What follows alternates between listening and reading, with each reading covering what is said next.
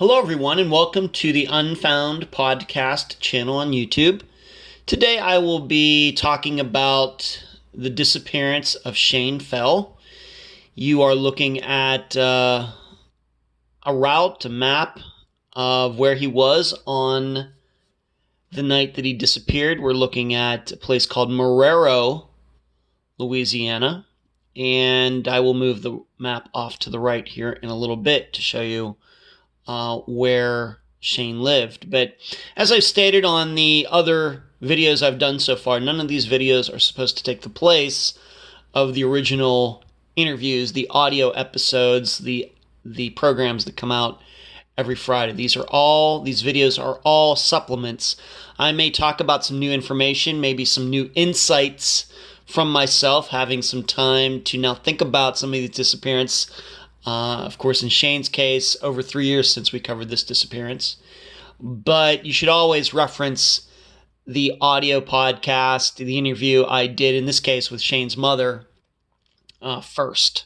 And that is the best place to get most of the information for the disappearance. But like I said, once in a while, I may be able to add something to the disappearance during one of these videos, but there are no guarantees. So once again, you are looking at a map of Marrero. You can see the name of the town right here on this Google map. Where Shane and his brother and others were that night was at a place called Rum Runners. Rum Runners Daiquiri Sports, right down here in the lower right-hand corner where I'm pointing now. And up here at this red spot is the place where his car was found overturned. To go through at least a few of the facts of that night, they were here, and then everybody left. And it is believed that the police were running a DUI checkpoint up in this area somewhere. And because Shane in particular did some drinking that night, probably didn't want to go through a checkpoint. I'm not saying he was drinking and driving, but he maybe didn't want to take any chances. At least this is a theory that still exists 9 years later. He decided to take the long way home. And as I told you, I was going to move this. He lived over here in Harvey, Louisiana. This is where Rum Runners was, but his car was found overturned over there. So once again, the rumor, and we talked about this during the interview I did with his mother, that she and others believe he took this long way to avoid going up into this area right here, this intersection where he would usually go. That is just a rumor. I don't know if there's any hard facts to support that. And what happened was his car was found over here, headed east, and there is a turn in there. You can see it goes, there's the Mississippi River right here. He was going down here, seemingly lost control of his vehicle, flipped it in this, there's this turn, you can see then it goes to the left, flipped it in there, and after he did so, he crawled out of his vehicle and called his brother, saying, "Hey, I wrecked. Can you come pick me up?" Brother said no problem. His brother, I think, was on his way home, dropped his wife off, and then drove over there. The time of approximately 20 minutes between the call and his brother getting there. But there was another call from Shane, I think, just saying, "Hey, where are you?" And his brother was on the way. And by the time his brother got there, Shane was gone, never to be seen again. They eventually did. Other people did eventually show up, and they searched around the immediate area, found nothing. However, when the car was overturned, one of Shane's shoes was found, and one was not found. Of course, the popular belief is that Shane walked off only wearing one shoe.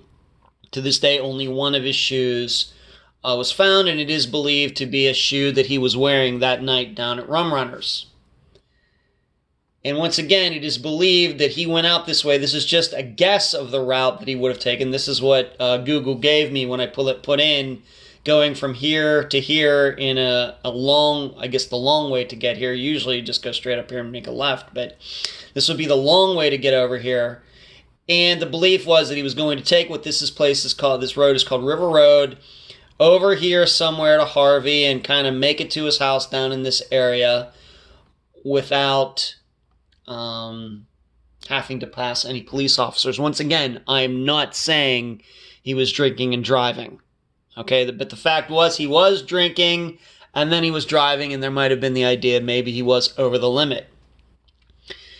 And his brother gets there and Shane is nowhere to be found. Now, something that somehow I have missed it, I've already written about Shane's disappearance in one of the Unfound books, but if we're really going to zoom in here, this is a levee right here between the road, the land, and the Mississippi River. For some reason, I've never noticed this before, but this area is actually paved up here. And in looking at it, I think this has some, I'm not saying that this is a public road, but I think the reason it is paved is because there are boats that do dock, you can see here, and this might be used by trucks or companies for these shipping companies that use the top of the levee to drive on. I do not believe the public can just go up there. I really don't know. I'm guessing locals, of course, would know that. I'm just guessing. But it doesn't seem to me to be a popular road for locals. You can actually see cars on here. I don't see any cars or anything up on this. But that levee is paved at the top. And then you can see getting down here that there is water there, but there are trees. It's like a combination of the Mississippi River and trees. And we know that the Mississippi River can rise and fall. It can be a very wild river at the time, and it is believed at the time that the river was high. Very popular theory is that Shane was here with his wrecked car. Maybe he was afraid that a cop might drive by, so he walked up to the top of the levee to kind of hide until his brother got there. Just one possibility. And maybe he went down to the river to go to the bathroom and fell in. That is one theory. Another theory is that he got picked up by somebody else. He decided to take a ride with somebody else who came by and something happened. And a third choice is that he just walked off. After he talked to his brother, he walked off. I think what we have to keep in mind about this disappearance is that if we are to believe he was avoiding a DUI checkpoint, there's already something in his mind about maybe I'm doing something wrong here and I want to avoid getting caught doing it. So that sort of mentality, of course, would have still been in his mind when he ended up wrecking at this spot. And it very well could be the reason he wrecked is because he was drinking and driving. We just don't know. Maybe there was an animal that jumped out in front of him and he swerved to miss it. And of course, people have had accidents that way. Maybe somebody tried to run him off the road. Once again, we don't know. He didn't say anything in his call to his brother as to why he wrecked. But this is where he was. He already has it in his mind, possibly, that he's avoiding something, and it makes a lot of sense that he wouldn't just sit by his car and a police officer come by, maybe, figure out, hey, this guy might have been drinking and driving. It makes a lot of sense. What's a lot harder to understand is why he ended up in the river, but we don't know that he did. However, we do know that many drunk people do end up in the rivers. Of course, it's been enough that people have started the smiley face conspiracy theory that's been going on, I estimate, for about 12 years now. Of course, if you listen to or watch the Unfound live show, you've heard me talk about that, and I lend no credence into that at all. That there's a group of people all over the United States picking up drunk guys and throwing them into the river and causing them to drown. I do not believe that. I'm not saying it's never happened. I just do not believe that this is an incident that's happening over and over and over and people aren't getting caught. I think 99% of these men and women who end up in bodies of water end up doing it all by themselves. But what it seems to me, though, on the other hand, once again, I am not a local, is that this seems to be, although he was going out of his way, allegedly, it seems to be going way out of his way to get over here. If he wanted to avoid the DUI checkpoint that he believed or knew or saw up ahead or something, why didn't he go over this direction? He lived over here. Why not backtrack this way, go over this way, and come up this way, instead of getting to the point where he was going east in this direction, which means he had to even go farther west to go back east? We don't know. We know I'm not a drinker, but we've probably, some of you maybe have been in that situation, drinking and driving and worrying about getting caught. Maybe you've known friends who have taken the long way home because they were drinking and driving and told you the stories afterwards. I mean, we're all adults here. We know these things happen. But this seems, I'm going to be honest, this seems like overtly going way out of the way. In contrast to going down this direction and trying to find some way to go instead of going way over here. Because, once again, you're going out of the way, but on the other hand, you don't necessarily want to stay on the streets any longer than you have to. This seems to be doubling his distance to get home. And the more he's on the road, the more he has a chance of getting caught. So, I guess what I'm saying after 3+ years since we covered the disappearance is that I'm wondering if something was going on with Shane above and beyond him possibly being intoxicated that night. Was there something else going on with him? Was there a reason that he was over here? Could something been going on with his mind that had nothing to do with the alcohol? I'm not saying he was on drugs or anything, but just some sort of mental episode. Maybe some sort of aneurysm or stroke or anything like that. We have to remember he's not a young man. He's not 20 years old. He was 36 when he disappeared. I mean, that's young to me. I'm 50. But are we sure that he was over here because he was avoiding a DUI checkpoint? Are we so sure of that we can't maybe think of maybe something else? And I think after 9 years of this disappearance, I think that it needs to be considered that he might have ended up over here because